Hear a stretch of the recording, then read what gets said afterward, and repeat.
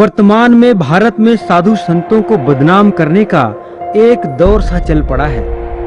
पहले कांची कामकोटि के शंकराचार्य स्वामी श्री जयेंद्र सरस्वती जी महाराज, फिर स्वामी नित्यानंद जी महाराज, उसके बाद स्वामी श्री कृपालु जी महाराज और अब संत श्री आसाराम जी बापू को सुनियोजित साजिश के तहत सिलसिलेवार ढंग से झूठे, बेबुनियाद और निराधार आरोप लगाकर बदनाम और परेशान किया जा रहा है। जिन आरोपों को कुछ पेड मीडियाओं द्वारा लगातार चलाया जा रहा है, उन आरोपों का कोई आधार ही नहीं है। उन झूठे, बेबुनियाद आरोपों की वास्तविकता क्या है? जिन आरोपों के चलते आज संत आसाराम जी बापू जेल में हैं, उन आरोपों में कितनी सच्चाई है, ये जानना भी आज बहुत जरूरी है। आइए देखते हैं इन आरोपों की पोल। Point number 1। दिल्ली के कमला नगर थाने में एफआईआर में लड़की के द्वारा छेड़खानी का आरोप लगाया गया, लेकिन मीडिया तो बापू को बलात्कारी बताकर दिन रात लोगों को गुमराह करती रही। 15 अगस्त का जो आरोप लगाया है कि 15 अगस्त को उस लड़की के साथ आसाराम ने बलात्कार किया, इसी आश्रम के अंदर बाबा ने भूत प्रेत का इलाज कराने के बहाने उसे अपने कमरे में बुलाया और उसके साथ फिर बलात्कार किया। जबकि एफआईआर बताती है कि मामला केवल छेड़छाड़ का ही दर्ज कराया गया है। पहले दिन से हम ये कह रहे हैं, आप एफआईआर भी देख लें, एफआईआर में बच्ची ने 376 का आरोप नहीं लगाया। हम बार बार ये कह रहे हैं कि मेडिकल रिपोर्ट जो दिल्ली से आई है हमारे पास, मेडिकल रिपोर्ट में भी किसी भी तरह से 376 के आरोप के पक्ष में कोई एविडेंस नहीं है। वेरी फर्स्ट डे से हम ये कह रहे हैं कि 376 का ना कोई मेडिकल एविडेंस है, ना कोई पीड़िता ने आरोप लगाया है। आरोप पीड़िता ने जो आरोप लगाए हैं वो उसके साथ छेड़खानी करने के आरोप लगाए हैं। Point number 2। लड़की ने एफआईआर एवं उसके बयान में स्पष्ट या अस्पष्ट रूप से कहीं भी किसी भी तरह से रेप का उल्लेख नहीं किया है। मीडिया द्वारा ऐसी झूठी खबरें फैलाई गई हैं कि मेडिकल टेस्ट में रेप की पुष्टि हुई है। मेडिकल जांच में लड़की से रेप की पुष्टि। दिल्ली के कमला नगर थाने में दर्ज यौन शोषण, छेड़छाड़ और धमकी का केस। मेडिकल में यौन शोषण की बात सही पाई गई, जबकि वास्तव में मेडिकल टेस्ट में रेप की पुष्टि नहीं हुई है। हम बार बार ये कह रहे हैं कि मेडिकल रिपोर्ट जो दिल्ली से आई है हमारे पास, मेडिकल रिपोर्ट में भी किसी भी तरह से 376 के आरोप के पक्ष में कोई एविडेंस नहीं है। Point number 3। मीडिया चिल्लाती रही कि छिंदवाड़ा गुरुकुल की वार्डन शिल्पी फरार है। पुलिस आसाराम की इस राजदार की तलाश में जुटी हुई है। पिछले 6 दिनों से उसे देश भर में तलाशा जा रहा है, लेकिन शिल्पी इतनी शातिर है कि पुलिस के हाथ नहीं लग रही है। लेकिन देखिए जोधपुर के डीसीपी अजय पाल लांबा का बयान, जो मीडिया के गलत व तथ्यहीन खबरों का पोल खोल रहे हैं। आज भी यही कह रहे हैं कि शिल्पी से शीघ्र जोधपुर पुलिस इन्वेस्टिगेट करेगी। सर, क्या वहां तक पहुंच चुके शिल्पी से जब भी पुलिस को अनुसंधान करना होगा उसी समय शिल्पी से अनुसंधान किया। हमारी जानकारी में सारे तथ्य हैं कि कौन कहां हो सकता है और जब भी जरूरत होगी वहां उनसे अनुसंधान। Point number 4। मीडिया पूरे देश को गुमराह करती रही कि बापूजी की अश्लील वीडियो सीडी और मोबाइल क्लिप मिली है।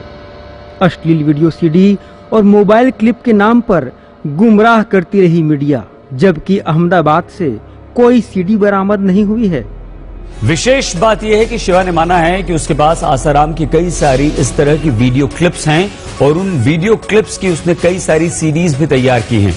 आसाराम के खास सेवादार शिवा के इस खुलासे के बाद पुलिस उसे लेकर अहमदाबाद गई। शिवा के अनुसार उसने आसाराम की बनाई वीडियो क्लिप्स और सीडी अहमदाबाद में ही छिपा कर रखी हैं। जोधपुर के डीसीपी अजय पाल लांबा ने मीडिया की इस करतूत को गलत और तथ्यहीन बताया। सर, अभी तक पुलिस के पास में कोई सीडी नाम की कोई चीज नहीं है, ना कोई ऐसी बातचीत सामने हुई। हाँ बिल्कुल, ये आधारहीन तथ्य है। इस तरह का कोई सीडी पुलिस के पास नहीं। लेकिन सर कोई मूवी या वीडियो क्लिप, ये तथ्यहीन बातें हैं। अहमदाबाद से आपने सीडी बरामद की है, ये गलत बात है, ये गलत बात है। कि अहमदाबाद से कोई सीडी बरामद हुई हो, ये तथ्यहीन बात। Point number 5। शिवा के मोबाइल को फोरेंसिक जांच के लिए भेजे जाने की झूठी बात मीडिया द्वारा प्रचारित की गई।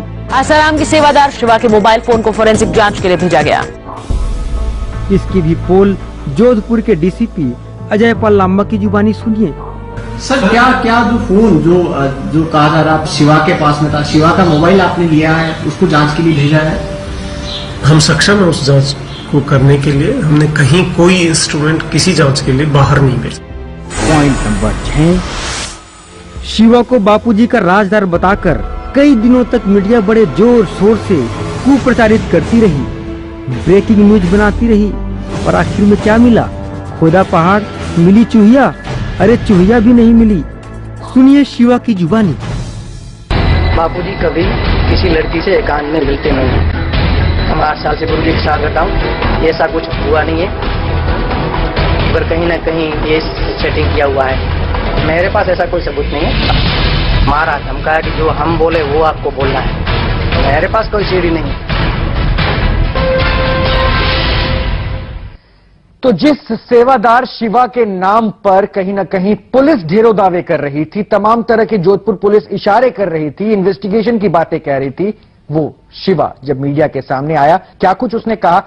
बापूजी कभी किसी लड़की से एकांत में मिलते नहीं है, और वो लड़की ने मेरे खिलाफ आरोप लगाया था कि शिवा ने अंदर भेजा था, और बाद में शिवा ने धमकी दी कि बाहर जाके कुछ बताना नहीं। मैंने कोर्ट में सब मेरे सारे सबूत पेश कर दिए है कि मेरे पास ऑलरेडी टिकट है।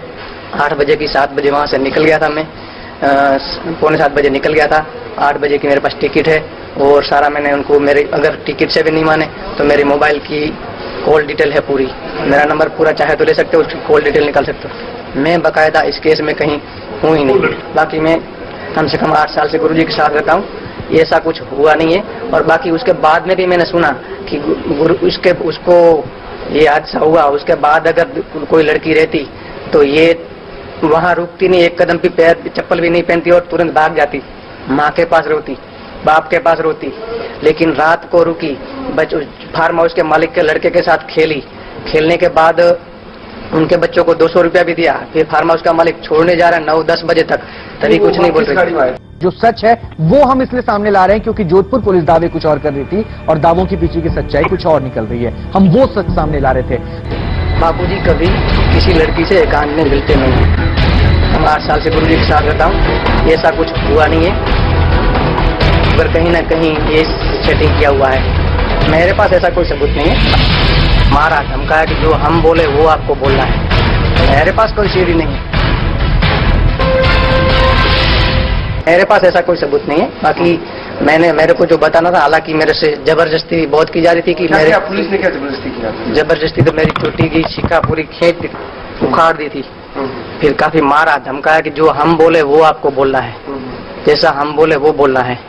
और कोई मेरे पास वो पेपर भी लाए कि फलानी सीढ़ी है मेरे पास है, ऐसा करके सिग्नेचर करो बड़े बड़े अधिकारी। बात तो कहीं सीढ़ी की हुई है ना? नहीं, मेरे को सिग्नेचर कर रहे हैं, तो बोल रहे कि तू आप मेरे को सिग्नेचर करके दो कि मेरे को। मैं बोला ऐसे ही जबरदस्ती में कोई भी साइन कराने के लिए तैयार हो रहे। हाँ, ये सीढ़ी आई कहाँ से? मतलब बात कहाँ से उठी? कहीं मेरे पास कोई सीढ़ी नहीं है। नहीं, कहीं दूसरी आपने भी पता भी नहीं है, तो ऐसे ही अपने मन से। शिल्पी का नाम दिया गया, आपको पता है? हाँ, तो वो तो वार्डन है, मेरे को पता नहीं कौन है वार्डन है। वार्डन को कितनों को कितनी सारी वार्डन होगी, मैं कैसे जानूंगा? तो ये बात है ना, लड़की आई तो है ना वहाँ पे, आप ये तो मानते हैं? हाँ हाँ, मानता हूँ। क्या हुआ? और बाबा से मिली है? बाबा से मिली, सत्संग में जनरल तौर से सबसे मिलते हैं, बाबा जी भी मिलते हैं। आने के तुरंत अच्छा लड़की को कुछ होता है तो ये नहीं बोलती कि मेरे को कुटिया के अंदर जाए, कुटिया के दर्शन कराओ। बापूजी मना, बापूजी फिर जब घूमने गए तो बापूजी बोले कि जिसको परिक्रमा करनी हो वो जाए। जोधपुर पुलिस ने तमाम तरह के दावे किए, ढेरों बातें सच सामने लाने की, लेकिन अब उनका खुद का सूत्र हमारे साथ आता है। T7 के कैमरे पर वो जो सच्चाई बयां करता है। अब सवाल लाजमी है उठना कि आखिर इसके पीछे मकसद क्या, मंशा क्या। लड़की द्वारा पुलिस में की गई FIR व उसके बयान में ऐसा कहीं नहीं कहा गया है कि उसके साथ बलात्कार किया गया है। फिर भी मीडिया द्वारा झूठी खबरें फैलाकर संत श्री आसाराम जी बापू के लिए अपमानजनक शब्दों का प्रयोग करके देशवासियों की धार्मिक भावनाओं को ठेस पहुंचाई गई। देखो, अटेम्प्ट कहा गया है। सबसे पहला डॉक्यूमेंट जो बना है इस केस में वो एमएलसी बनी है। यहाँ पे लड़की किसी प्रकार का कोई भी बापू आसाराम के खिलाफ किसी प्रकार का भी आप कह सकते हैं ना तो कोई एलिगेशन लगाया उसने, लेकिन एमएलसी बनने के बाद फिर 2-3 चीजें एमएलसी में इंसर्ट करी गई हैं जो मैंने जज साहब को दिखा दी हैं। और उसके बाद जो एफआईआर तैयार 0 एफआईआर हुई है वो एमएलसी बनने के बाद तैयार हुई है। और एमएलसी बच्चे को सपोर्ट नहीं कर रही है, विक्टिम को सपोर्ट नहीं कर रही है। और जो लड़की का अपना बयान है, जो सर्कमस्टांसेस है, वो इन दी आइज ऑफ लॉ एडमिसिबल नहीं है। एफआईआर स्टैंड नहीं करती आपके हिसाब से? आपने देख ली, आपने पढ़ के मैंने सुना दी है आपको। 376 रेप केस नहीं बनता है, रेप केस के कोई चार्जेस नहीं है। और उस पे आउटरेज्ड मोडेस्टी के कोई चार्जेस नहीं है। अटेम्प्ट, जो अटेम्प्ट वाली बात है उस पे अगर अटेम्प्ट है तो बेलेबल ऑफेंस बनता है। फिर उनको अरेस्ट किस बात के लिए किया?